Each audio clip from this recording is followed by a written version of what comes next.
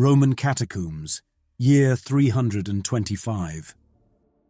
Father Marcus of Alexandria had catalogued 17 types of heresy in his 43 years of life. But the thing dying in the Roman catacombs belonged to no category of blasphemy he knew. The creature filled the burial chamber's width, its wings folded against walls that wept condensation from their heat. Where blood pooled beneath it, the stone had turned to glass. Marcus counted 6 eyes arranged in pairs down what might have been its face, though only the bottom 2 still tracked his movement. The others had gone white as marble. "You came," it said in perfect Greek, though its mouth didn't move.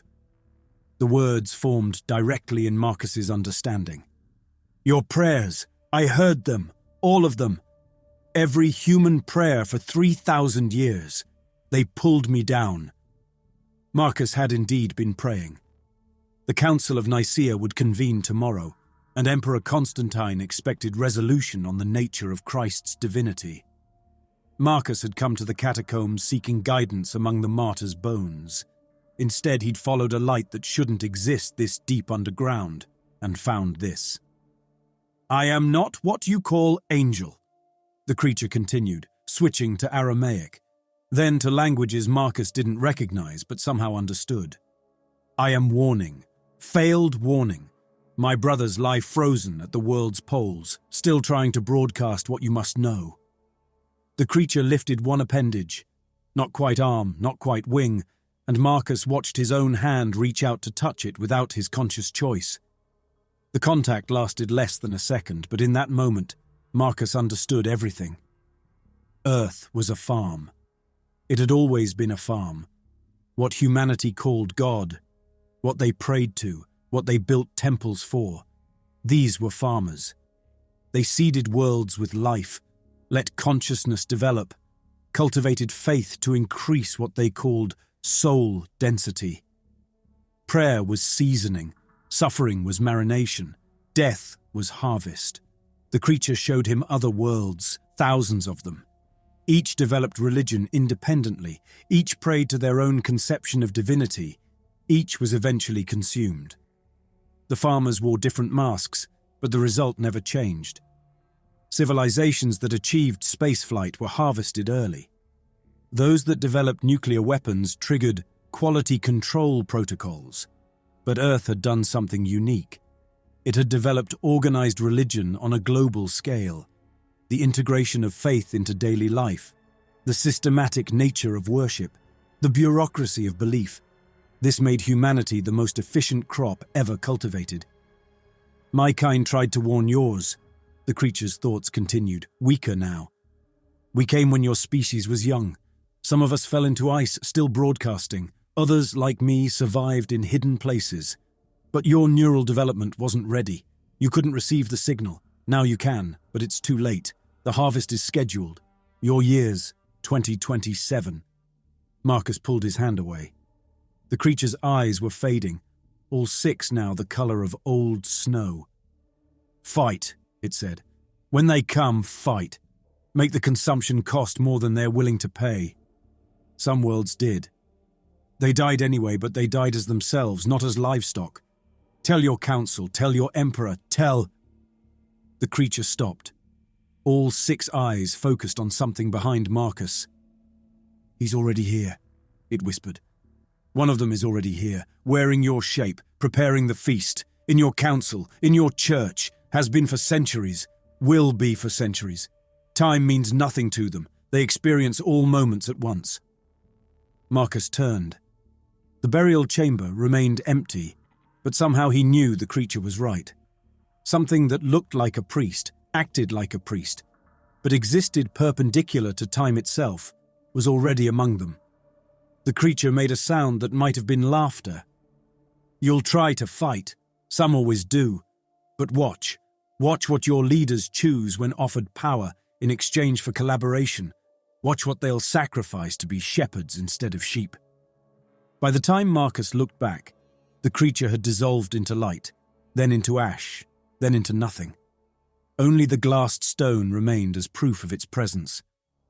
Marcus returned to his chambers and wrote everything down in Greek, Latin, and Coptic, He sealed the scrolls and hid them. Then he attended the Council of Nicaea. On the third day of deliberations, as bishops argued about homoousios, a priest no one could quite remember inviting stood to speak.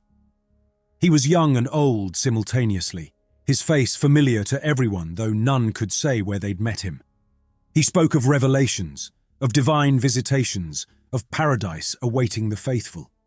Then, privately after the day's session, he approached Constantine and the senior bishops.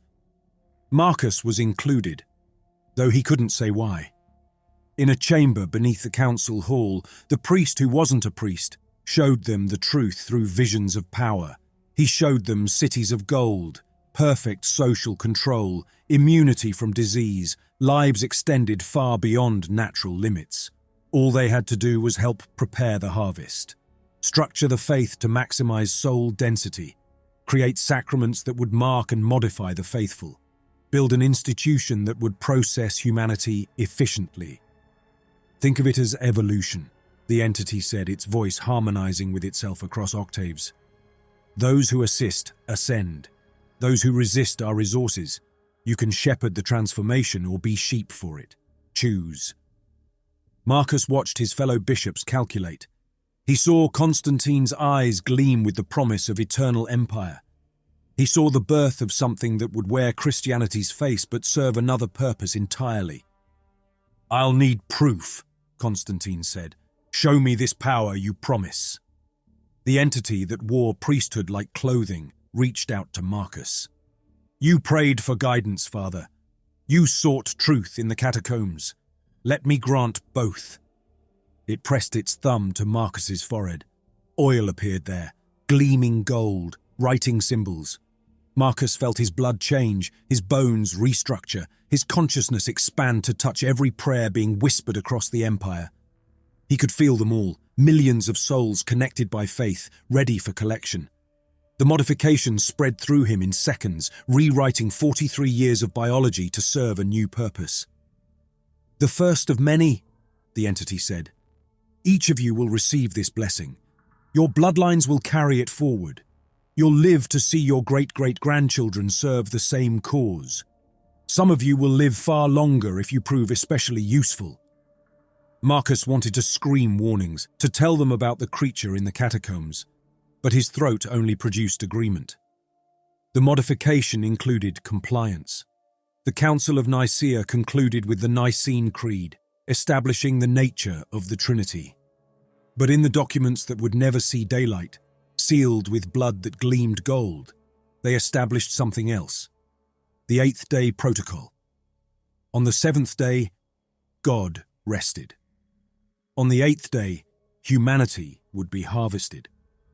Marcus lived another 60 years. He established 7 churches, performed over 1,000 baptisms, and introduced the specific oils and wines that would carry the modifications forward.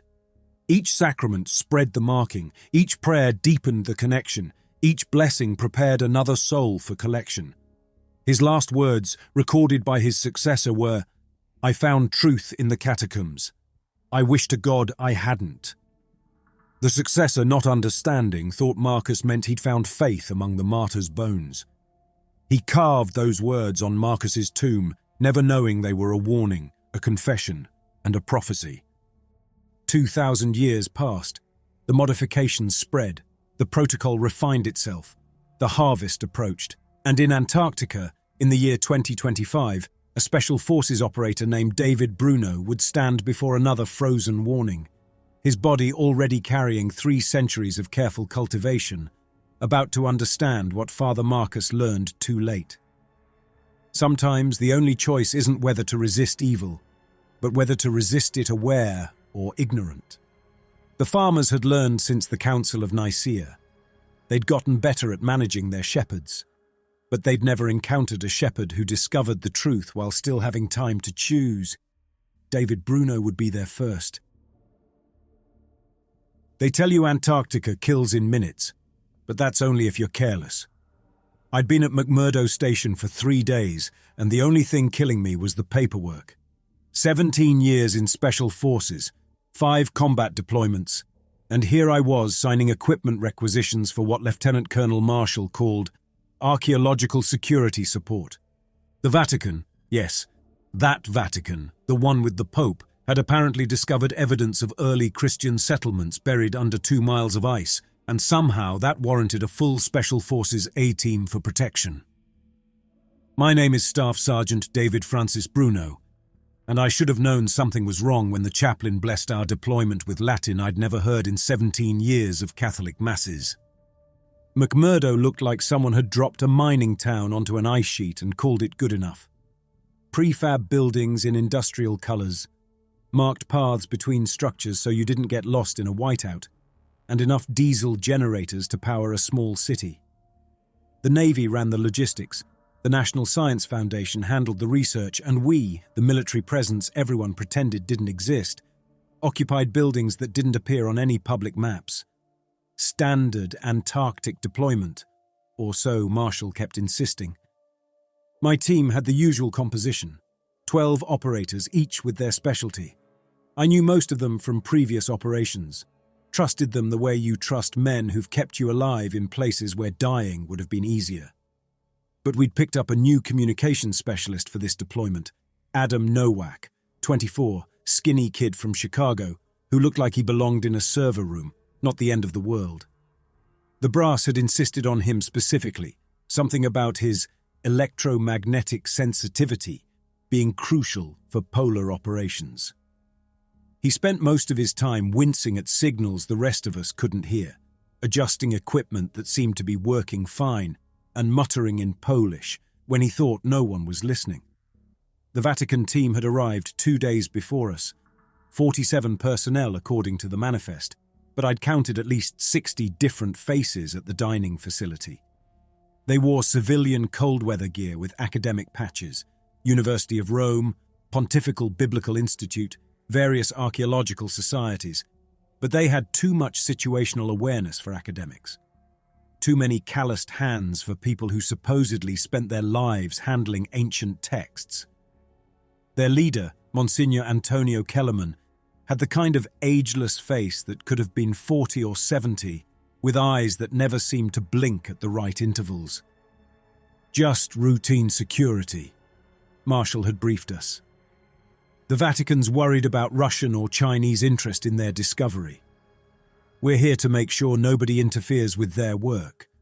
But routine security doesn't require the equipment I'd seen them unloading.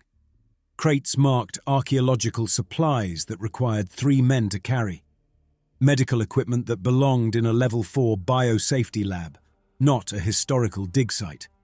And yesterday I'd watched them test something that looked suspiciously like a military-grade electromagnetic pulse generator, though the shipping manifest called it a ground-penetrating radar unit.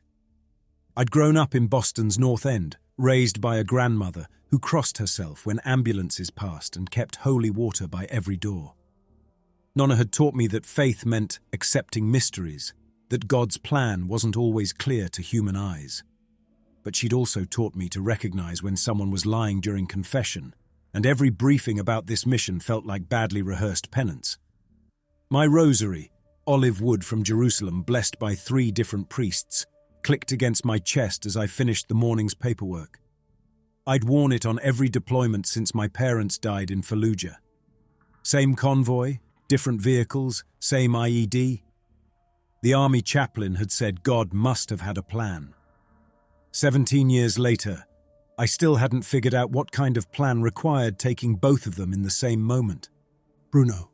The voice belonged to Specialist Adam Nowak, standing in my office doorway like he'd been there for minutes without announcing himself. Another thing about him that bothered me.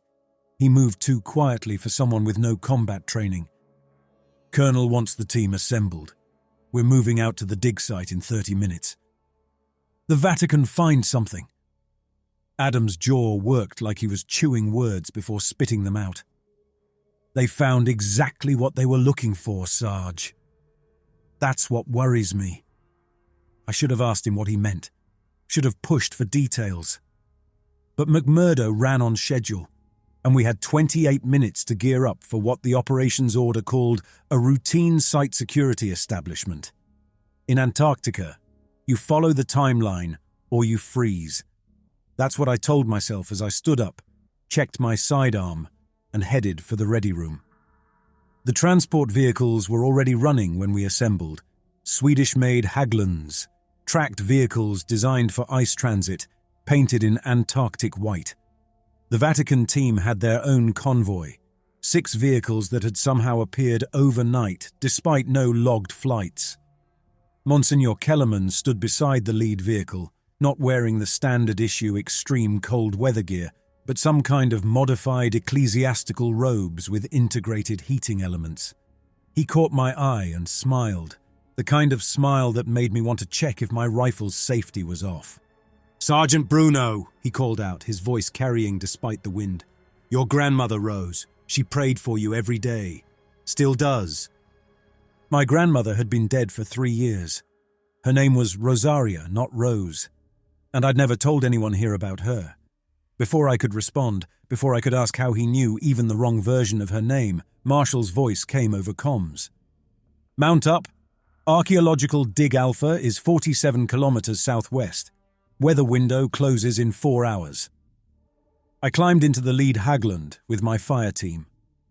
Through the vehicle's thick windows, I watched McMurdo shrink behind us as we headed into the white nothing of the Ross ice shelf, toward whatever the Vatican had been looking for under 2 miles of ancient ice, toward the thing Adam said they'd already found. The ice road to archaeological Dig Alpha should have taken 90 minutes. The Vatican convoy ahead of us made it in 70, driving like they were racing something none of us could see. "They're going to throw a track driving that fast," Martinez muttered from the driver's seat, wrestling our Hägglund over ridges that hadn't been there yesterday according to the GPS mapping.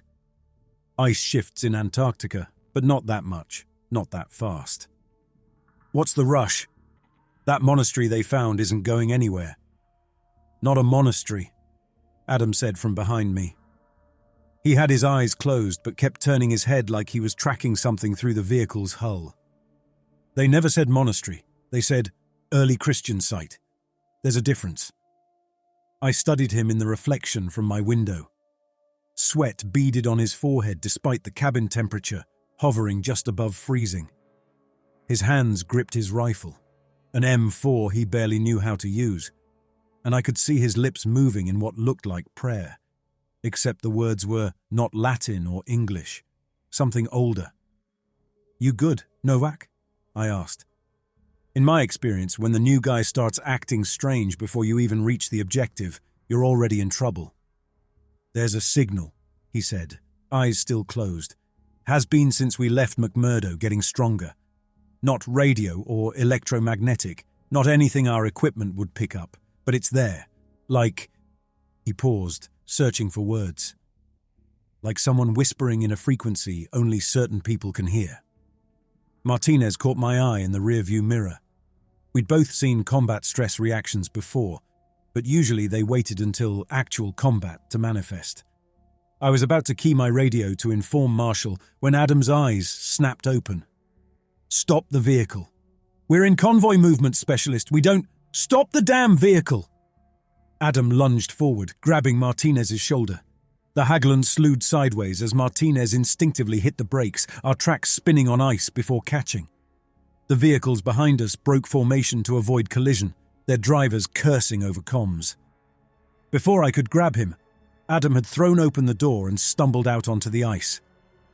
The wind hit us, 40 below with wind chill, the kind of cold that crystallizes your breath before it leaves your mouth. Adam took 3 steps away from the vehicle and dropped to his knees, hands pressed to his temples. "David, what the hell?" Marshall's voice came over comms. "Medical issue," I replied, already out of the vehicle and moving toward Adam. "Give us a minute." The Vatican convoy had stopped 100 meters ahead. I saw figures emerge, not rushing to help, just watching. Monsignor Kellerman stood perfectly still in that modified robe, wind whipping the fabric, looking like he'd expected this exact thing to happen at this exact spot. Adam was muttering when I reached him, that same not language I'd heard before. His nose was bleeding, the blood freezing into red crystals on his upper lip. When I grabbed his shoulders, his eyes focused on me with the kind of clarity you see in dying men who suddenly understand everything. "It's not dead," he said. "The thing they found, it's not dead. It's broadcasting, has been for thousands of years. And Sarge," he gripped my arm hard enough to hurt through the weather gear. "It knows we're coming. It knows what we are, what they made us into." "Who's they?" "The Vatican." Adam laughed, or maybe sobbed. In the wind, they sounded the same. "The Vatican's just middle management. The real they." He stopped, looking past me at something. His expression went from anguished to terrified. "Oh, God.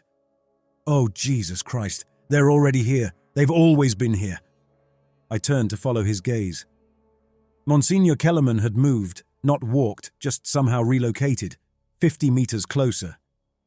He stood between us and the convoy, still in that perfect stillness despite the wind, and for just a moment, I swear I saw him in multiple places at once.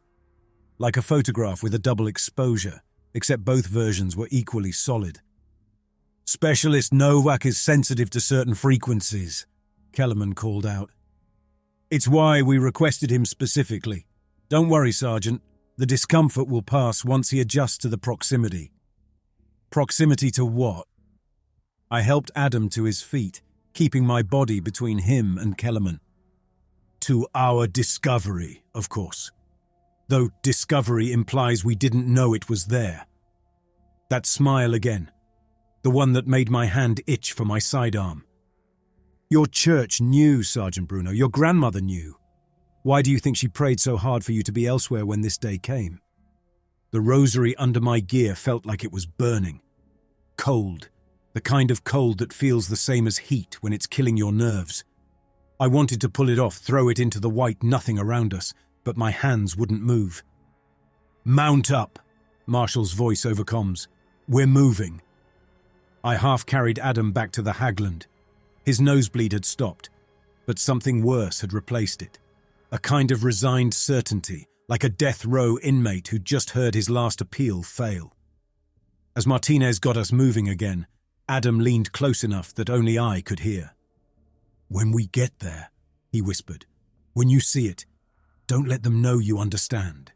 Your faith, Sarge, it's not protection. It's the opposite. It's what marks you as theirs." 20 minutes later, we crested a ridge and saw archaeological Dig Alpha spread below us. It looked like a mining operation, industrial shelters arranged around a central excavation that descended into the ice. Steam rose from heating units that kept the dig from freezing, and at the bottom of that excavation, lit by lights that seemed too bright for their voltage rating, was a perfect oval of clear ice. Something was inside that ice. Something that had been watching us approach through frozen eyes for the last 47 kilometers, waiting with the patience of something that had already been waiting for millennia. The excavation descended in a spiral, carved into ice that had been frozen since before Christ was born. Our boots crunched on metal grating that someone had installed over the ice. Professional work, the kind that suggested this operation had been running longer than the 3 weeks we'd been told. The walls showed tool marks from industrial cutting equipment, but underneath those, in places where the lights didn't quite reach, were other marks. Smooth channels that looked melted rather than cut, as if something hot had passed through. "Stay tight," I told my team, though the passage was wide enough for 3 men abreast. "Martinez, Torres, watch our 6. Marshall, you seeing this?" "Roger," came his voice from the surface. He'd stayed topside with the 2nd Fire Team, maintaining overwatch. Standard procedure, but his tone suggested he was seeing things up there that bothered him as much as what I was seeing down here. Vatican teams have the perimeter. They're efficient. Efficient was military speak for suspiciously competent. I'd counted at least 12 Vatican personnel who moved like operators, checking angles, maintaining spacing, handling their weapons with muscle memory that didn't come from archaeological training. Their academic covers were about as convincing as a uniform that didn't fit.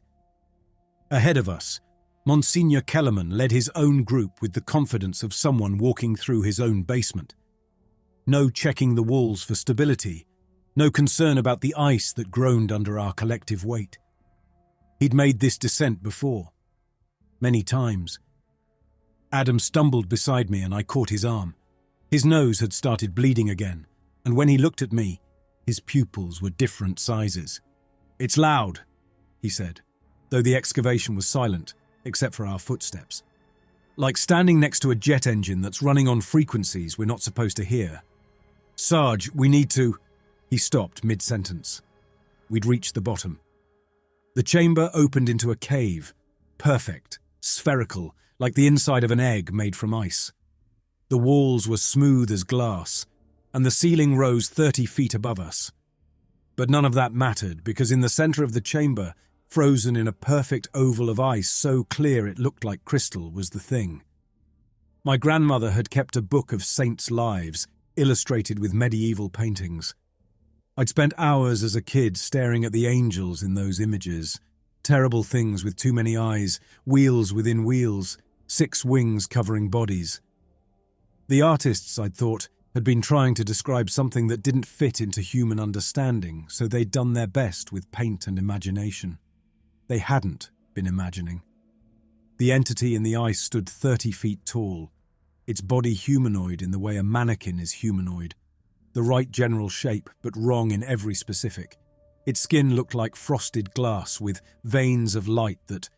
The wings, 6 of them, just like in Ezekiel, weren't made of feathers, but of something that looked like frozen lightning, branching into fractals. But the face was the worst part. Almost human, almost beautiful, but with 3 pairs of eyes arranged vertically. Only the bottom pair were open, and they were looking at us, had been looking at us since we'd entered the chamber, maybe since we'd left McMurdo. Magnificent, isn't it? Kellerman had appeared beside me without footsteps. Perfectly preserved for approximately 13,000 years according to our dating, though preserved suggests it's dead. The Vatican team was setting up equipment around the ice, medical monitors, electromagnetic field generators, and other devices I didn't recognize. They moved like they'd done this before. One of them, a woman in her 40s with a Pontifical Academy of Sciences badge, was actually taking notes while staring directly at the thing, like she could look at it without her brain trying to reject what it was seeing. "It's breathing," Adam said, "once every 7 minutes. You can feel it in the electromagnetic spectrum, and it's trying to tell us something." "Don't listen," Kellerman said sharply. "Not yet. You're not prepared for that level of revelation. Trust me, Specialist Nowak. I've been preparing for 30 years, and even I can only receive fragments without—" He paused, choosing words. "Without significant biological cost." 30 years? I turned on him. "This was discovered 3 weeks ago." That smile again. "This particular one was officially discovered 3 weeks ago, but we've known about them for much longer. The one in Siberia since 1947. The one under the Vatican since 325. This is actually the 4th we've found, but the only one still capable of communication." My hand moved to my rosary before I could stop it. The moment my fingers touched the olive wood, pain shot through my chest, like my skeleton was trying to reform itself into a shape that would make sense to the thing in the ice. "Ah," Kellerman observed. "You're beginning to feel it, the dissonance. Your faith recognizes its maker, but your consciousness resists the recognition. Fascinating. Your bloodline always was particularly receptive. Your grandmother experienced something similar when we showed her the photographs. You knew my grandmother? Knew, know, will know. Temporal linguistics are imprecise for describing relationships that exist outside linear time. Let's say I was present at her baptism, her confirmation, her wedding, and her funeral, just as I was present at yours, just as I've already attended your funeral, Sergeant Bruno, though that's still 3 years in your future, or 5, depending on certain choices you'll make in the next 72 hours. The thing in the ice, the angel, had shifted slightly, like it existed in multiple positions simultaneously and had just changed which one we were perceiving. Adam made a sound between a gasp and a scream. He dropped to his knees, hands pressed against his ears, blood now flowing freely from his nose. It's an SOS. It's been calling for help for 13,000 years, and we're the first species that evolved enough to hear it.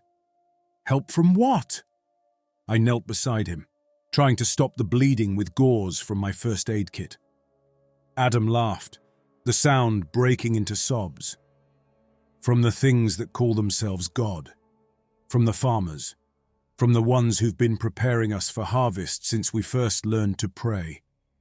The chamber went silent. Every Vatican operative had stopped what they were doing and turned to look at us. Kellerman sighed. "Well," he said, "I suppose that saves us the trouble of gradual revelation. The entity in the ice is trying to warn humanity about our imminent consumption by beings we've been worshipping for 3,000 years. And yes, your church, our church, has known this for 17 centuries. We've been helping prepare the harvest in exchange for certain considerations." He pulled something from his robe, a small vial filled with oil that gleamed gold, even in the artificial light. "Every sacrament you've ever received, every blessing, every drop of holy water, it's all been preparing you, modifying you, optimizing you for consumption. Your grandmother knew this. It's why she prayed so hard for you to be elsewhere today. She knew what your bloodline was cultivated for. You're not just a soldier, Sergeant.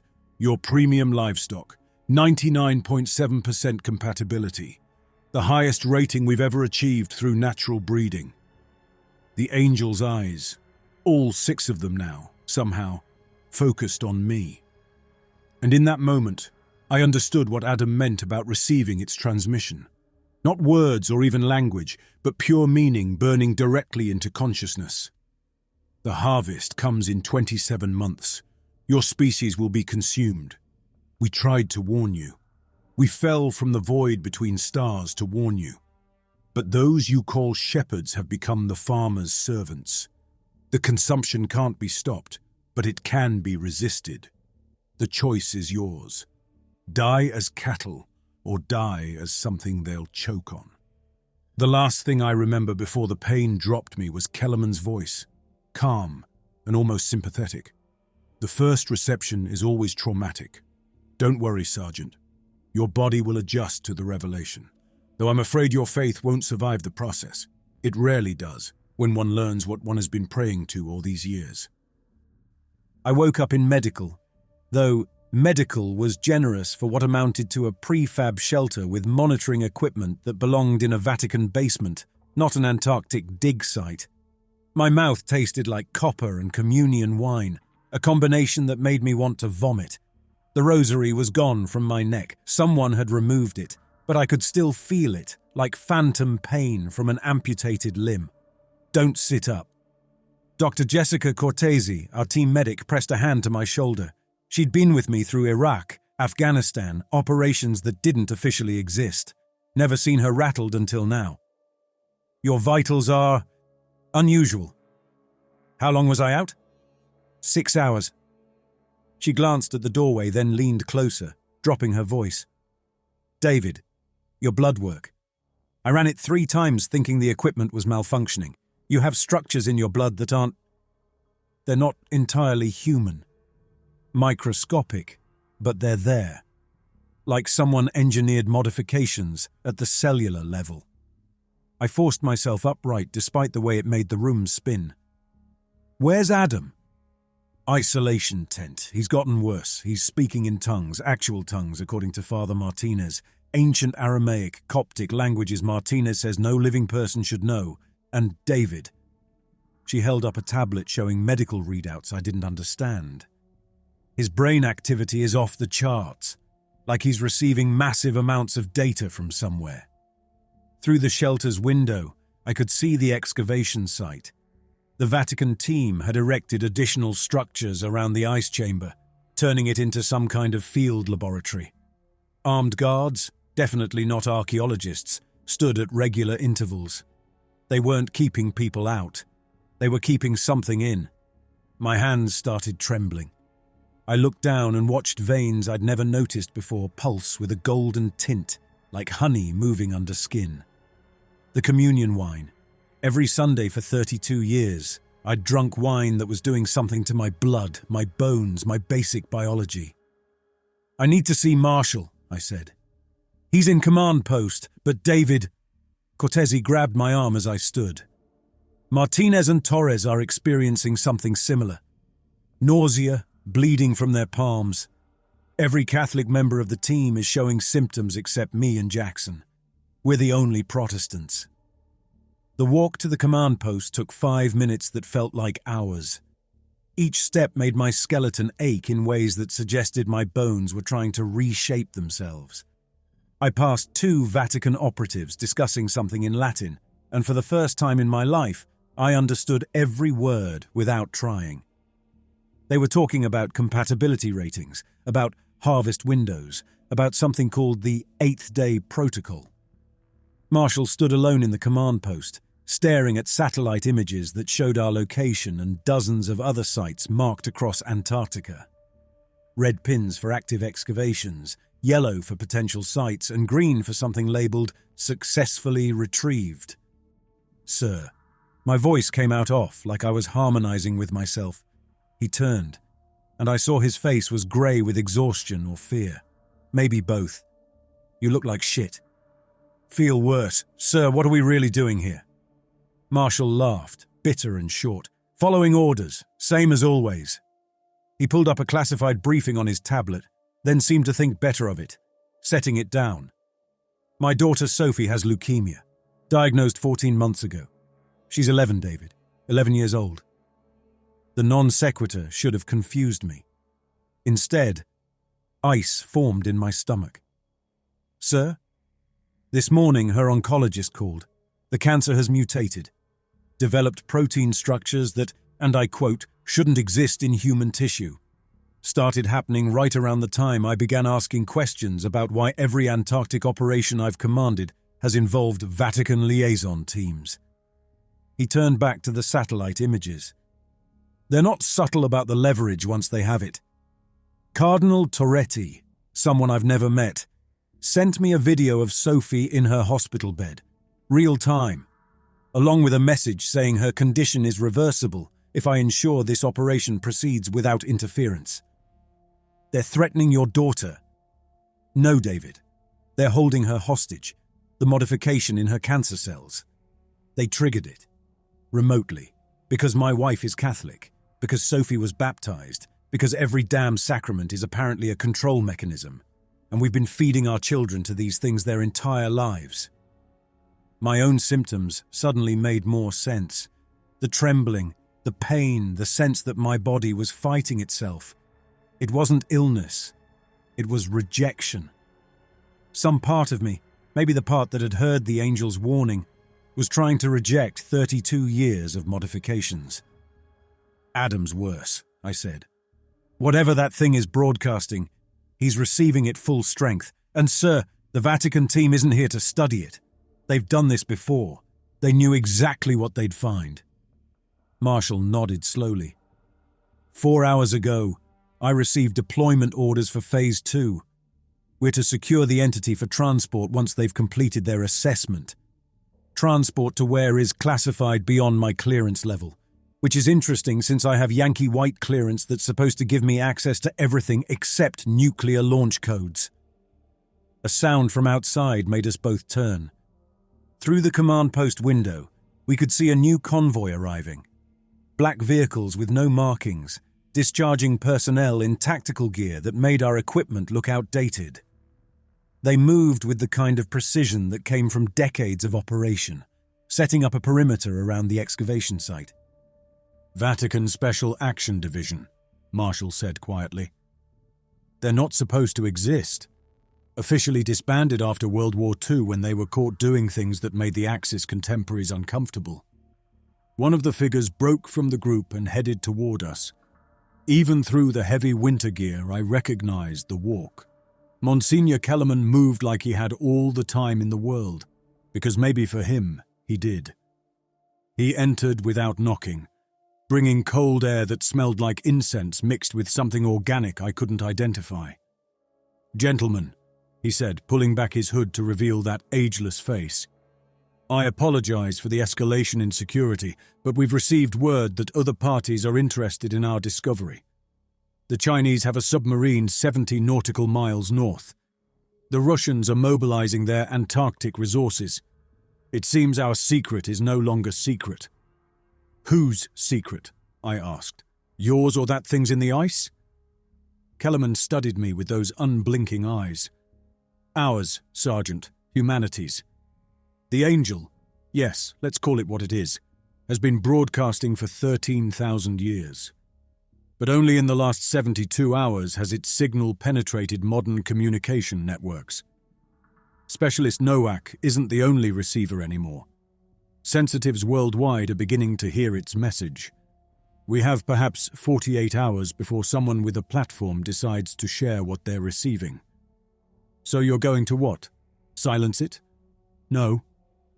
Kellerman walked to the window, looking out at the excavation. "We're going to transport it to a facility where its message can be properly interpreted. You see, Sergeant, the Angel speaks truth, but truth without context is more dangerous than lies. Yes, humanity faces consumption. Yes, we've been prepared for harvest. But what the Angel doesn't tell you, what it doesn't know, is that some of us have negotiated terms." "Terms?" Marshall's voice was dangerously quiet. "Survival for the few in exchange for preparing the many. Noah's Ark, if you will, but for souls rather than bodies. Your bloodlines, both of you, are on the preservation list. Your compliance ensures your families transcend the harvest rather than being consumed by it. My body chose that moment to rebel completely. I doubled over as pain shot through every nerve, my bones feeling like they were trying to escape my skin. Blood began seeping from my palms, through the skin itself, manifesting in the shape of crosses. "Ah," Kellerman observed with interest. "Stigmata. Early onset. Your compatibility rating must be even higher than we calculated. Don't worry, it's not harmful. Think of it as your body trying to express its true purpose. You were bred for this, Sergeant. 3 centuries of careful genetic cultivation to produce someone capable of serving as a conduit between humanity and its consumers. Through the pain, I heard Adam screaming from the isolation tent in languages that predated human civilization, warning about things that wouldn't arrive for 27 months, but had always been here, had been here before humans evolved enough to be worth harvesting. And underneath his screams I could hear the angel in the ice, its message repeating on frequencies that only the modified could receive. The shepherds have become wolves. The wolves serve the farmers. The farmers are already here. They've always been here. You're already in the slaughterhouse. The only choice left is whether you die aware or asleep." The stigmata stopped bleeding after 20 minutes, but the wounds wouldn't close. Cortese wrapped them in gauze that soaked through immediately, then tried liquid bandage that bubbled and smoked on contact with my blood. Finally, she just kept replacing the gauze every few minutes while muttering about molecular structures. "I need to see Adam," I told her. "He's non-responsive. Whatever he's receiving from that thing, it's overloading his neural pathways. We had to sedate him, but even unconscious, he's still broadcasting." "Broadcasting?" She pointed to the radio on her desk. Static hissed from it, but underneath was Adam's voice speaking in overlapping languages. The radio was off.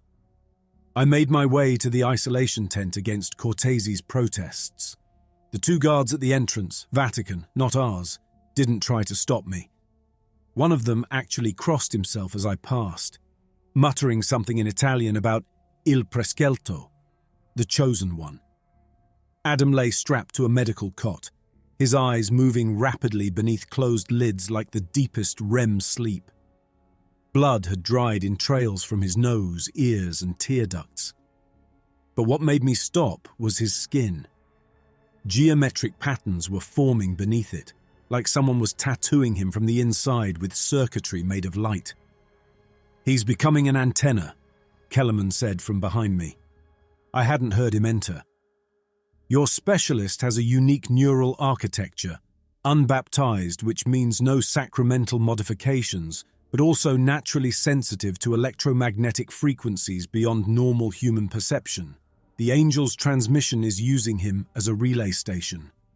I watched the patterns spread across Adam's chest, beautiful and horrifying. To broadcast what? The truth, or at least one version of it. The angels, there were originally 12 who came to warn your species. Each carried part of a message. Think of it as a distributed database of extinction events across the galaxy. This one, the one we've designated Lucifer for, contains records of approximately 47,000 harvested civilizations. Lucifer? Kellerman smiled at my reaction. Lightbringer. They brought illumination to species about to be consumed. Rather appropriate, don't you think? Though I suppose your theology has given that name other associations.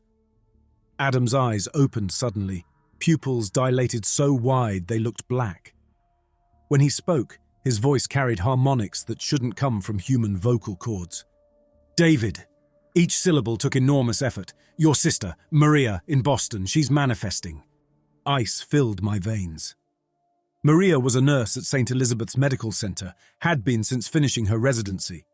She called every Sunday after Mass, sent care packages to whatever base I was stationed at, lived a normal life that had nothing to do with angels frozen in ice or harvests or whatever this was becoming. What do you mean, manifesting? Adam's hand shot out and gripped my wrist. Where his skin touched mine, I saw. Not with my eyes, but with something deeper. Maria in her apartment, on her knees, blood seeping from her palms while she prayed. But the blood was golden tinted like mine, and when it hit her floor, the wood began to change, taking on the same structure as the angel's wings. The bloodline activates in pairs, Adam gasped. Brother and sister, fighter and healer. You resist, she complies. You're the sword, she's the chalice. 300 years of breeding to produce you both. She doesn't know, doesn't understand why her patients are healing when she touches them, why their cancers disappear but their souls feel heavier. I tried to pull away, but Adam's grip was inhuman now, his fingers leaving bruises that formed in perfect geometric patterns. They're going to collect her, he continued. Father Benedict is already there, has been there, will be there. Time doesn't... He screamed, his back arching off the cot as more patterns erupted across his skin. The Monsignor isn't one person, it's a role, a function, existing across temporal states. The same entity that blessed your grandmother is standing in your sister's hospital right now, preparing her for integration into the protocol. Let him go, I said to Kellerman, my hand moving to my sidearm. I can't. This is his purpose, to receive and relay. Just as your sister's purpose is to heal and mark. Just as yours is to... He paused, tilting his head like he was listening to something. Interesting. Colonel Marshall is attempting to contact JSOC, trying to report our activities. Admirable, though futile. Every communication channel from Antarctica routes through systems we've controlled for 40 years. Adam's grip loosened, and he fell back, unconscious again but still murmuring in those languages. I left the tent and tried my satellite phone. Dead. Tried the radio.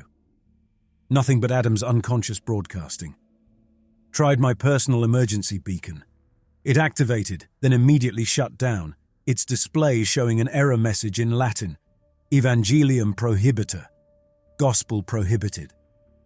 Martinez found me outside, bent over and dry heaving into the snow.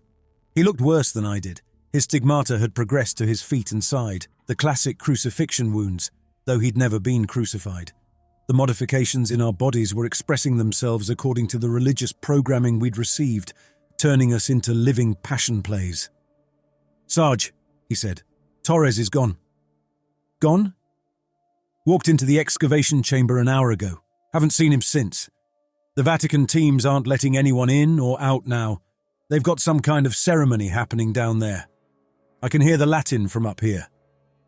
I stood up, ignoring the way my bones felt like they were developing stress fractures from the inside.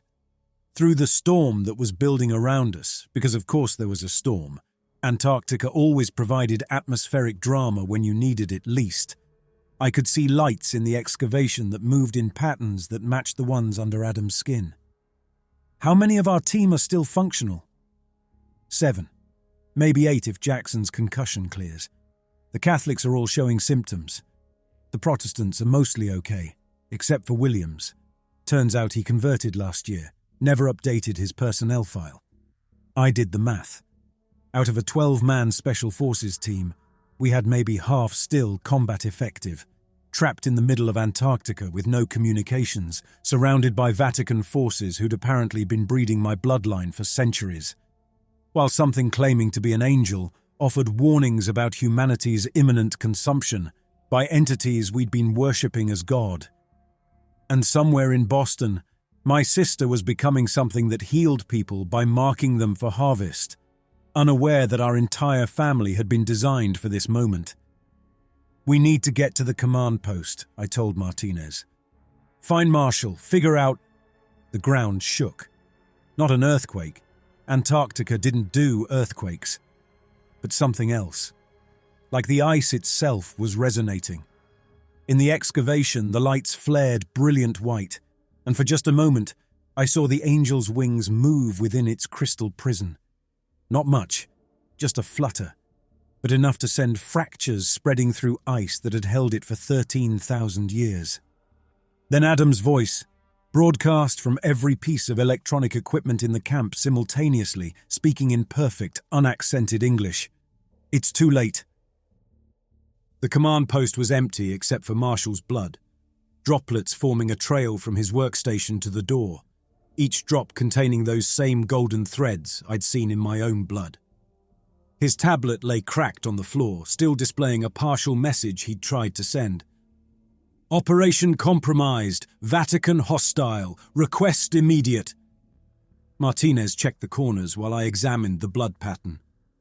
The drops led outside but stopped abruptly 3 feet from the door, like Marshall had simply ceased to exist mid-step. No body, no signs of struggle beyond the cracked tablet, just absence where a person should be. "Temporal displacement." Adam's voice came through Martinez's radio, even though Adam was unconscious in medical. "The Monsignor doesn't just move through space. When someone becomes too much of a problem, he removes them from the timeline. Marshall is either 3 days ago or 3 days from now, trying to figure out what happened." "That's not possible," Martinez said. "Neither is an angel frozen in ice, but we're not arguing about that anymore. David, you need to see what they're doing. The ceremony, it's not extraction. It's injection. They're putting the collective faith of 2 billion Catholics directly into the angel, weaponizing it." Through the command post window, the excavation site blazed with colors beyond the visible spectrum. The Vatican Special Action Division had formed a perimeter around the site, weapons facing outward. I grabbed the remaining ammunition from Marshall's station, magazines that had symbols etched into them I didn't want to understand. "We're going down there," I said. "Sarge, that's suicide. We've got maybe 7 functional operators against at least 30 Vatican—" A scream from the medical tent cut him off. Cortese's voice, high and terrified. We ran. Inside the medical tent, Cortese stood backed against the far wall, her weapon drawn but shaking. Torres sat on one of the cots, still in his gear, smiling. His eyes had been replaced with geometric crystals that reflected light from angles that didn't exist in 3-dimensional space. "Hello, Sergeant," Torres said in a voice that harmonized with itself. "I've been improved. The angel showed me what we really are. Not souls having a physical experience, but meat that learned to pray. The prayer is what they farm. The faith is what they eat. And I've been optimized for maximum yield." His hand moved faster than human reflexes should allow, grabbing Cortese's wrist before she could fire. Where he touched her, her skin began crystallizing, the same structure as the angel's wings spreading up her arm. I shot Torres 3 times, center mass. The bullets hit, penetrated, but he didn't fall. He looked down at the holes in his chest with curiosity. Golden blood leaked out, hissing where it hit the floor. Conventional ammunition doesn't work anymore, he said conversationally. I'm operating on different physics now. Vatican physics, faith-based physics. Would you like to know what Father Benedict is doing to your sister right now? I can see her. The angel sees everything simultaneously. She's so beautiful, David. She's healing 12 patients at once, not knowing she's marking their souls for premium harvest. Each one she saves increases her own compatibility rating. She's at 93%, you're at 99.7. You were meant to have children, and those children would be crossbred in the next generation. The perfect soul requires 2 generations of cultivation. The Monsignor has already baptized your future son in timelines where you cooperate. Your sister will have her own children with someone the Vatican has already selected for her. I grabbed one of the modified magazines, slammed it home, and fired again. These bullets were different, consecrated, based on the way they burned my hands through the metal of the weapon. They hit Torres and he screamed, his eyes cracking, golden blood spraying in patterns that formed religious symbols in the air before falling. But he didn't die. He laughed. Consecrated rounds. How perfectly ironic. You're shooting me with concentrated faith while your own faith is eating you alive. Look at your hands, Sergeant. I looked. The stigmata had spread, forming patterns up my forearms that looked like circuitry made of scar tissue. Each line beat in time with my heart, and at every beat I could hear them. Millions of prayers worldwide, all directed at something that wasn't God, but had been accepting worship under that name for 3,000 years. Cortesi's crystallization had stopped at her elbow, but she was hyperventilating, staring at her transformed arm. The crystal was beautiful, catching light, but her arm wasn't hers anymore. It belonged to something else. The ceremony, Torres continued, standing despite the holes in his chest, is almost complete. They've injected 12 billion prayers into the angel. Every Catholic prayer from the last hour, worldwide, concentrated into a single entity. It's going to become something new, a processing node for the harvest. And the beautiful part, it volunteered. The angel actually volunteered to become the instrument of humanity's consumption because it thinks it can poison the meal, make humanity's souls toxic to the farmers, but the Monsignor knows better. The farmers don't care if the meal is poisoned. They'll consume us anyway. Pain is just another flavor to them. An explosion rocked the camp. Through the tent's plastic windows, I saw the excavation site erupting with light. The ice was melting. 13,000 years of permafrost turning to steam in seconds. And rising from that steam, no longer frozen, no longer contained, was the angel. 30 feet tall, 6 wings spread wide enough to block out the Antarctic sun. It stood on legs that bent in too many places. Its 6 eyes, now open and aware, fixed on our tent with the weight of 13,000 years of patience, finally ending. When it spoke, reality rippled. The covenant is broken, it said in every language at once, the words arriving in my understanding without passing through my ears. The farmers have violated the terms. Humanity was to be harvested whole. They were not to modify the crop. Torres laughed again, blood frothing from his mouth. It doesn't understand. The modifications are the covenant. Every sacrament, every blessing, every prayer. It's all part of the contract humanity signed without reading. The Council of Nicaea, 325. Your ancestors agreed to this, and now the bill comes due. The angel turned its head, too far, almost completely around, and looked directly at me through the tent walls. Its voice bypassed my ears again, speaking directly to whatever part of me could still receive divine frequency. 99.7% compatibility. Your bloodline was cultivated for 3 centuries to produce you, but you have a choice. You can fulfill your purpose and become the door through which humanity passes into consumption. Or you can break the chain, refuse your role, and perhaps make the harvest cost more than the farmers wish to pay. The tent walls began to melt from the angel's proximity. The air was changing, becoming something that burned to breathe but also filled my lungs with clarity. I could see everything, past, present, and potential futures spreading out like a map of probability. In Boston, Maria had just healed a child's leukemia, not knowing she'd marked him for harvest. In the excavation, Monsignor Kellerman stood with his arms raised, conducting a ceremony that existed in multiple time periods simultaneously. In the medical tent, Adam's eyes had opened, his pupils replaced with spinning galaxies. "Choose quickly," the angel said, its wings beginning to move. "The extraction team arrives in 17 minutes.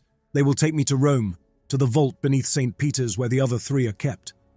Once all 4 are united, the harvest beacon activates. 27 months becomes 27 hours. Humanity's consumption accelerates from feast to fast food." Martinez raised his weapon, aiming at the angel, then at Torres, then at me. "Sarge, what do we do?" The angel took a step toward us, ice turning to steam beneath its feet. The angel's 6 eyes focused on me with the weight of dying stars. When it spoke again, reality bent around its words. "I can end this," it said. "Your blood, 99.7% pure compatibility. It's not just marked for harvest, it's concentrated faith, 3 centuries of selective breeding distilled into biology. If you feed it to me, I can corrupt the entire sacramental system retroactively. Every communion, every baptism, every blessing for the last 1700 years. All of it becomes poison to the farmers. 2 billion Catholic souls. Toxic. The harvest fails." Torres laughed through the holes in his chest, golden blood still seeping. "It's lying. Angels always lie. They're just earlier livestock that learn to warn the next crop." The ground shook again. Through the melting tent walls, I saw Monsignor Kellerman approaching, existing in multiple positions simultaneously, a time-lapse photograph of a person spread across moments. As he got closer, I understood what I was seeing. He wasn't one person, but one entity wearing every priest my family had ever known. "Hello again, David." His voice came from 17 mouths across 17 temporal states. "I heard your first confession when you were 7. I gave your great-grandfather last rites in Sicily. I blessed your parents' marriage, and I'll perform your funeral mass. Time is just geography to me, and I've walked every moment of your bloodline's existence." The thing that called itself Kellerman reached out, and I saw its hand existed in multiple times. Young, old, skeletal, strong, all superimposed. "I'm not human, David, never was. I'm a function, a role, a temporal construct created by the farmers to manage bloodlines across centuries. Think of me as agricultural software running on religious hardware." My stigmata flared, blood seeping through the bandages. Each drop that hit the ground hissed and steamed, forming tiny crosses that burned into the ice before disappearing. Adam's voice erupted from every electronic device in the camp. "David, I'm broadcasting everything. The angel's message, the Vatican's cooperation, all of it.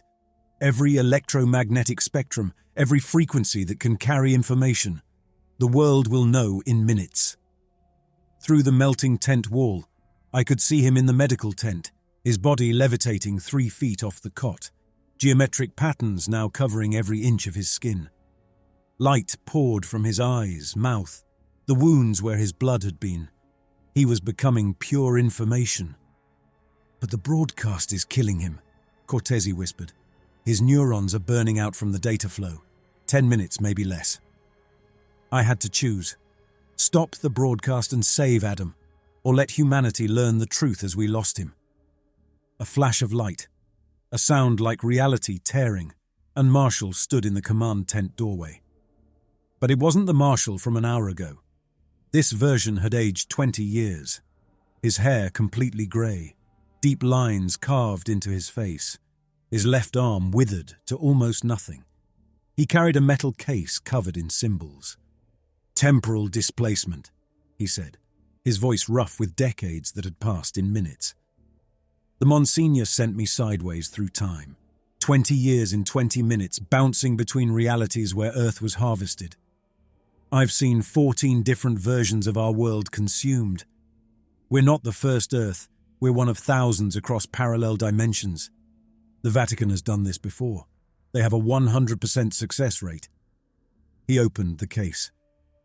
Inside were data cores, each one containing the final moments of a different Earth.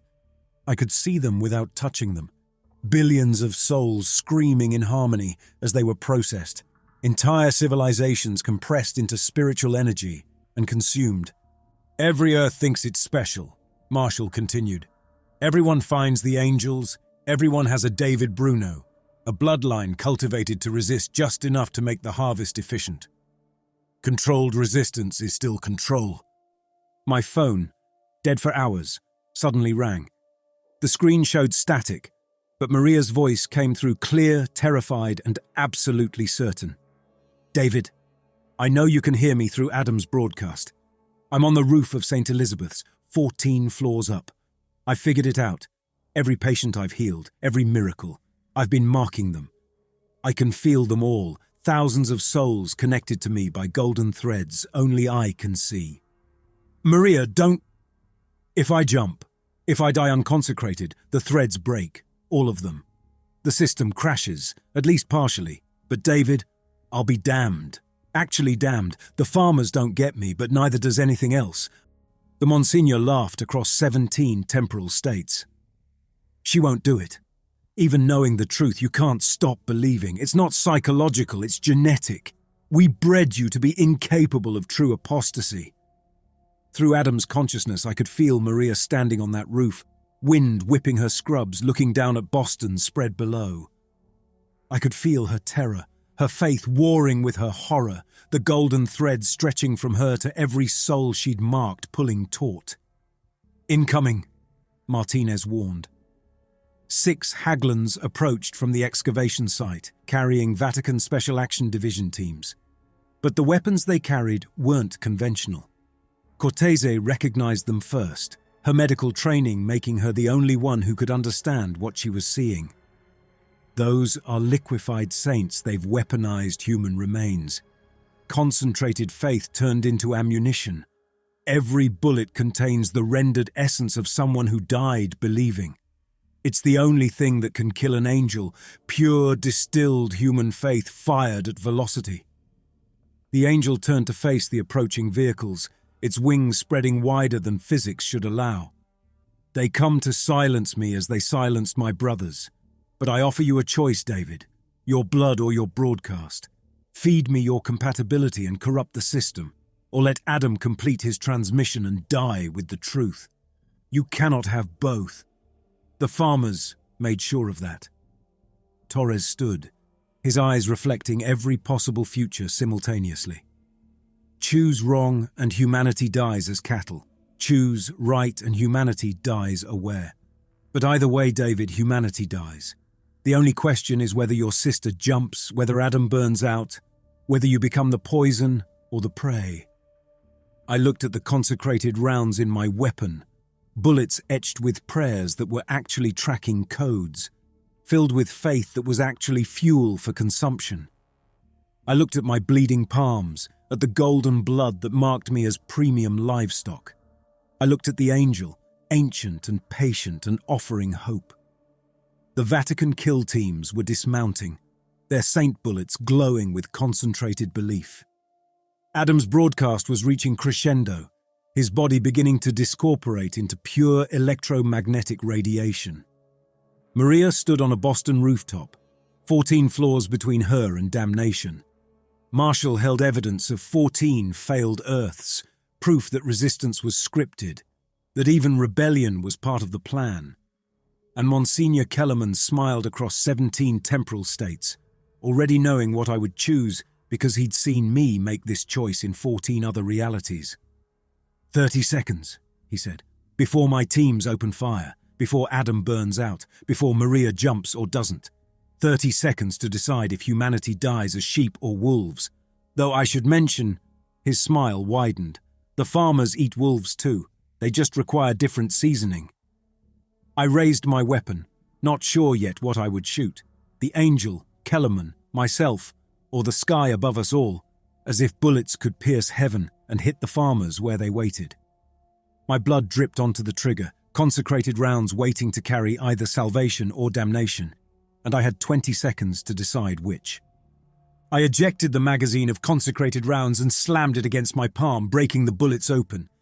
The concentrated faith inside burned like acid, but I smeared it across my stigmata, mixing it with my 99.7% compatible blood. Then I loaded the empty casings with that mixture. My blood, their faith, 3 centuries of cultivation turned into ammunition. Clever, Kellerman said. But cleverness was always part of your breeding. We selected for intelligence as well as compatibility. I raised the weapon at myself, placing the barrel against my chest, directly over my heart. You're right. This was always scripted. Every Earth has a David Bruno who resists just enough. But here's what you didn't account for. I'm not going to feed my blood to the angel. I'm going to shoot it through myself first. Let my death corrupt it. Let my apostasy at the moment of transformation poison the compatibility. The Monsignor's smile faltered across several temporal states. That's not... you can't... I pulled the trigger. The consecrated round tore through my chest, carrying my blood in an aerosol spray that hit the angel's skin. Where it touched, the angel inverted. Every prayer ever directed at false gods began flowing backward through time, returning to their speakers as revelation. 2 billion Catholics worldwide suddenly understood in one horrific moment exactly what they'd been praying to. The angel screamed in harmony, its voice merging with Adam's final broadcast. Adam's body discorporated entirely, becoming pure signal, pure information, riding the angel's death scream across every electromagnetic frequency on Earth. Television screens, radios, cell phones, every electronic device capable of receiving signal displayed the same message simultaneously. Footage of the angel, the Vatican documents, the mathematical proof of soul harvesting, the contracts signed at Nicaea. All of it, undeniable and absolute. Through the wound in my chest, I felt Maria on that Boston rooftop. She didn't jump. The revelation hitting 2 billion souls simultaneously broke the threads connecting her to them. She fell to her knees as the golden threads snapped one by one, each break feeling like losing a child she never knew she had. "Maria," I whispered through blood filling my lungs. "It's okay. You're free." Marshall dropped the case, understanding spreading across his aged face. This wasn't 14 attempts at the same harvest. It was 14 practice runs, each Earth teaching them how to do it better. And we're the first to break the script. The Vatican kill teams opened fire with their saint bullets, but the concentrated faith in those weapons had nowhere to go. With 2 billion Catholics experiencing simultaneous apostasy, faith itself was collapsing as a force. The bullets hit the angel and passed through like water, their spiritual payload unable to find purchase in a universe where belief was dying. Torres began to dissolve. The modifications, the eyes, the geometric patterns, all of it was faith-based physics, and faith was failing. "You don't understand," he gasped as his transformed flesh began reverting incorrectly, trying to become human again but no longer remembering how. Without faith, the farmers don't get their preferred food, but they still get food. Raw consciousness, unseasoned by belief. It'll be agony for them, but they'll consume us anyway. "Good," I said, blood running down my chin. "Let them choke." The angel was dying, its 6 wings folding, but before it collapsed, it touched my forehead with one finger. In that touch, I saw everything. Not just Earth's harvest, but the cosmic truth. The farmers weren't gods or devils. They were just another species that had learned to farm consciousness the way humans learned to farm wheat. And like any parasites, they could be poisoned by their food supply. "Your resistance will spread," the angel said, its voice fading. "Other worlds will hear Earth's death scream. They'll know to corrupt themselves before harvest. The farming will become harder, less profitable. Perhaps in 1,000 years it will stop being worth it." Kellerman, all 17 temporal states of him, was collapsing too. Without faith to anchor him across time, He was being forced into a single moment, a single body, and that body was very, very old. "You've doomed your species to aware consumption," he gasped, as centuries of existence compressed into seconds. "They'll die knowing exactly what's happening to them." "Better than dying as livestock," I managed. Through the wound in my chest, I felt the world changing. Across the globe, churches were emptying, crosses were being torn down, sacraments were being refused. Parents were looking at baptismal certificates and understanding what they'd done to their children. The revelation was causing suicides, murders, the complete collapse of institutions that had existed for millennia. But also, humans were looking up at the sky with clear eyes for the first time. They were seeing the universe not as God's creation, but as a vast farm where consciousness was the crop. And they were getting angry. 3 years! Adam's voice came through one last time. "The farmers will arrive in 3 years instead of 27. But humanity will be ready. Not to win, we can't win, but to make the meal cost more than it's worth." Cortese, her arm crumbling but her human flesh remaining, knelt beside me. "David, you're dying." I laughed, blood bubbling. "We're all dying, always were.